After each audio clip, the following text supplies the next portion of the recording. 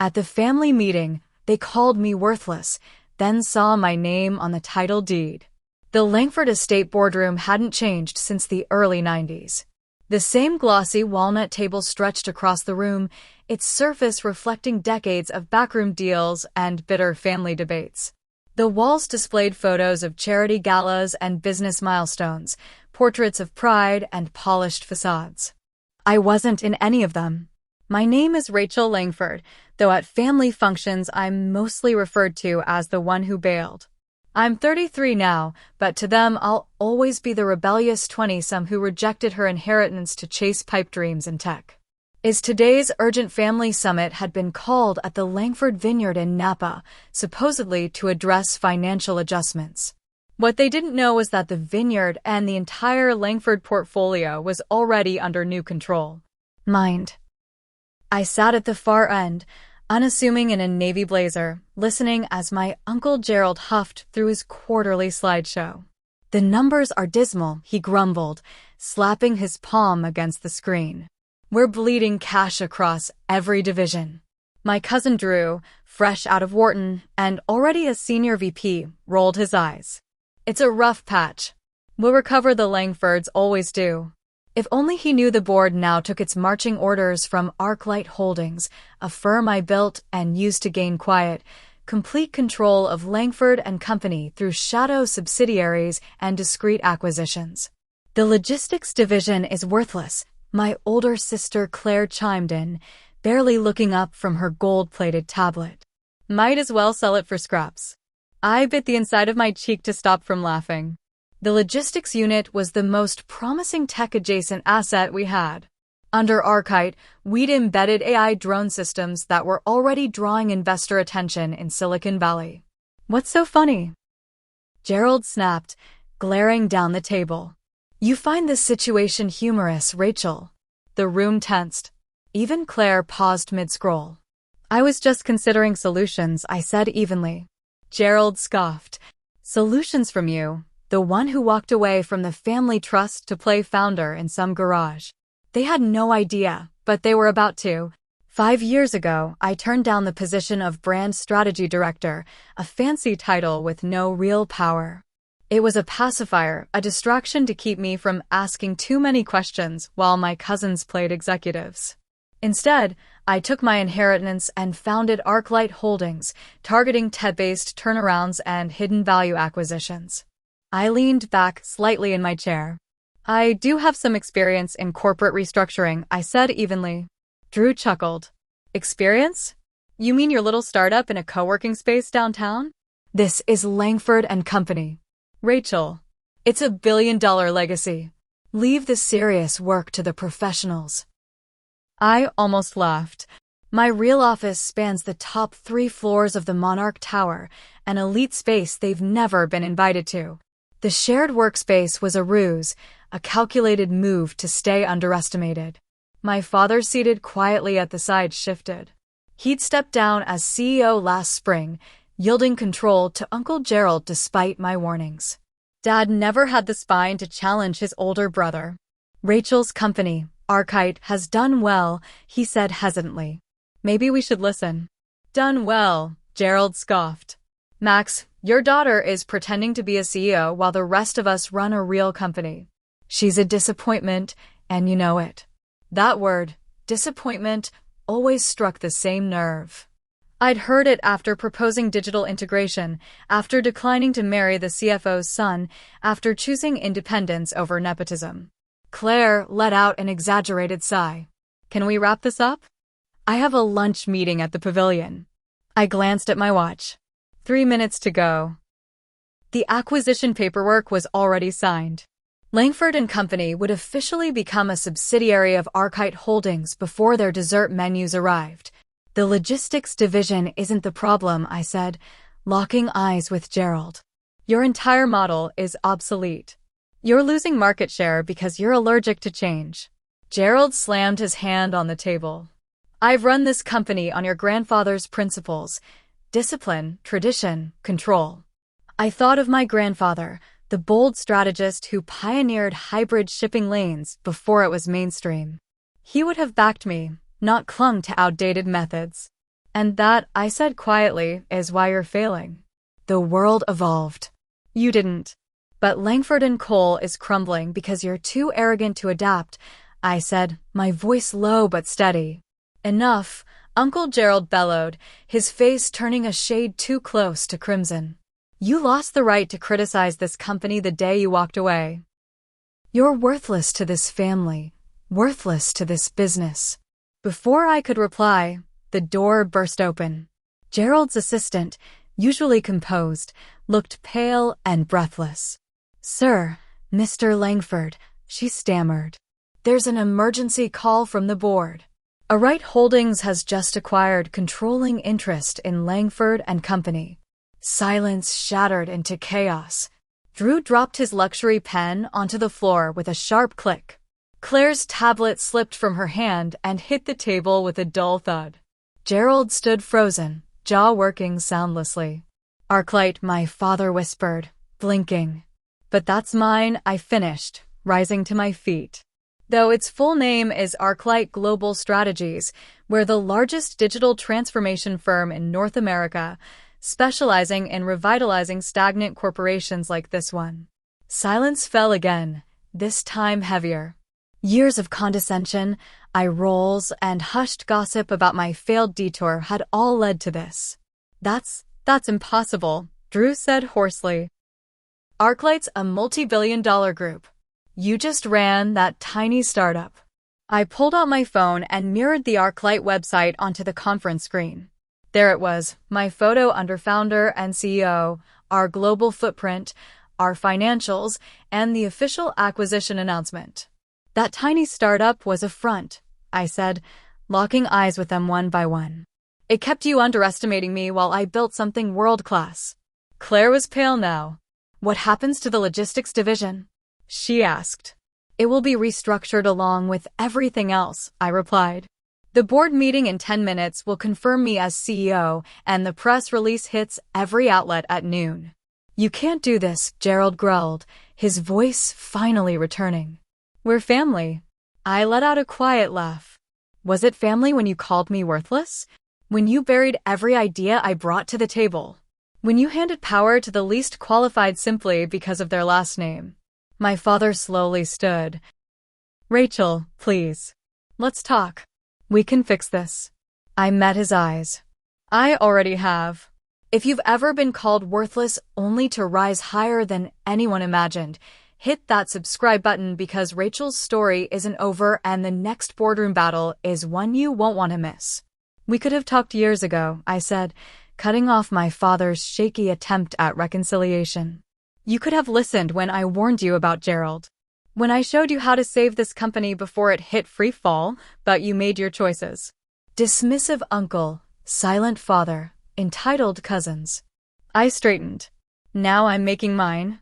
The assistant lingered nervously in the doorway, clutching a press folder. Ma'am, the media is already calling. They're requesting a comment on the acquisition. Gerald slumped into his chair, the last of his bravado draining away. Comments? He muttered. What am I supposed to say? That my worthless niece just bought us out. I smiled, stepping forward. Not worthless anymore, am I? I paused. I am your boss. The room erupted. Claire burst into tears. Drew barked orders into his phone, shouting for legal counsel. Gerald looked like he was trying not to collapse. But I wasn't finished. I walked to the head of the table, his seat, now mine, set down my laptop, and opened the restructuring files. Let's begin. I have a few thoughts about revamping the logistics division. The same relatives who once laughed behind my back now sat in stunned silence as I outlined my vision. My company, my rules. The disappointment had just taken command. The board meeting that followed was swift. My majority ownership left no room for debate. By noon, the press release was live. Langford and Coates surged 15% within minutes. The market had spoken and it welcomed change. My family, however, was in pieces. This is illegal, Gerald thundered, pacing the boardroom like a caged bull. You had to cheat somehow. Everything was by the book, I replied smoothly. Maybe if you'd read those quarterly reports instead of giving keynote speeches at golf retreats, you'd have noticed Arklight buying up stock. Claire was texting her legal team in a panic. It was pointless. I'd sealed every loophole. Your Chief Innovation Officer title is revoked, I added calmly. And Drew's VP role terminated. You can't fire us, Drew shouted. We're Langfords. So am I said cool and clear. The Langford you all called worthless. How does it feel? I asked quietly. To be fired by someone you all called? My father sat silently in the corner, shoulders slumped. He looked older than I'd ever seen him. Where did we go wrong? He muttered. How did we not see this coming? You saw what you wanted to see, I answered. A difficult daughter who wouldn't follow the script. It never crossed your mind that I wasn't rejecting the game. I was rewriting the rules. At that moment, my assistant, Catherine, stepped into the room. Miss Langford, the transition team is standing by. The auditors are ready to begin. Uncle Gerald visibly palled. Auditors? Of course, I said, smiling. We'll need to assess the full extent of damage your leadership caused, starting with those club memberships charged to corporate personal expenses disguised as business development, and those generous loans to family members. Gerald's mouth opened, but no words came. You tear apart your own family, Claire whispered. You never treated me like family, I replied. You treated me like a liability, a stain to be hidden or controlled. Now you'll finally know what it's like to have no control. My phone buzzed. The first wave of changes had gone live. Catherine, please have security assist my family. They'll need to vacate their offices immediately. This isn't over, Gerald barked, though his voice shook. The family won't stand for it. The family, I said evenly, sold their shares years ago.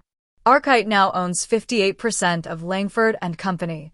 I own your titles, your futures, and every secret you thought you'd buried. As security arrived, I turned to my father. You can stay on as an advisor, but only if you're ready to listen this time. He stared at me, really seeing me for the first time. When did you become so powerful? I always was, I said. You just never looked close enough. The next week was a storm of reform. The dusty old Langford logo came down, replaced by a sleek, modern design. The logistics division, once mocked, became our crown jewel. Nepotism was replaced by merit. Innovators took the reins. Naturally, the family didn't go quietly. Gerald tried rallying shareholders only to discover they'd already cashed out. Claire tried leaking gossip, but it was drowned out by headlines about Arklight's bold reinvention. Drew tried a different approach. He showed up at my new corner office, the one that used to be his. Come on, Rachel, he said, attempting charm. We're family. Surely we can work something out. I've changed. I leaned back in his old chair and studied him. Have you? I learned my lesson, Drew began, his voice faltering. What lesson would that be? That I underestimated you, that we all did, but we can fix this. We can make it a real family company again. It is a real family company, I said calmly. Just not the family you envisioned. I stood. Your position has already been filled by someone qualified. I'd suggest updating your resume. He left in tears. Another first in Langford family history. The audit confirmed everything I suspected. Years of corruption, unchecked nepotism, and self-dealing. Gerald had siphoned millions into shell accounts. Claire had padded payrolls with friends under fake consulting contracts. Drew had traded Langford's stock based on privileged boardroom information. The SEC will want a word, my legal team said grimly. Then give them everything, I replied. Full transparency. Every document, every payout, every fake invoice. Let them see how the Langfords really operated. My father, now a quiet advisor in name only, watched the unraveling with hollow eyes. They could go to prison, he whispered one night. They made their choices, I said, just like they chose to call me worthless.